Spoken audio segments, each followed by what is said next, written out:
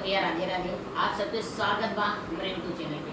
और ये गाना जाए हमारे यूट्यूब चैनल पे मंजू अंजू देहाती गीत में मुझे मंजू अंजू भोजपुरी गीत पे। तो आप सबके बीच में एक ही न्योता दे वाला गीत लेकर आई जो बिहार में पहले देवता पितर के न्योता दिया था। तो हम एक गीत गाए रहे कौन जो मेरे मम्मी मम्मी जमाना गीत रहा अरे अरे काला भौरवा काली तोरे जतिया।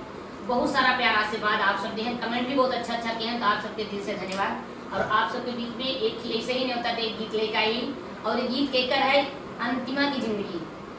अंतिमा दीदी अगर आप गीत सुनिए तो आप आशीर्वाद देंगे। आपका गीत हमें अच्छा लगा, नाला था बहुत अच्छा लगा और ये न्योता गीत है और आप सब फुलवास दे के सुनिए। और जेका गावत में बाद में गई है बहन है तो आम सुनावत है ले ना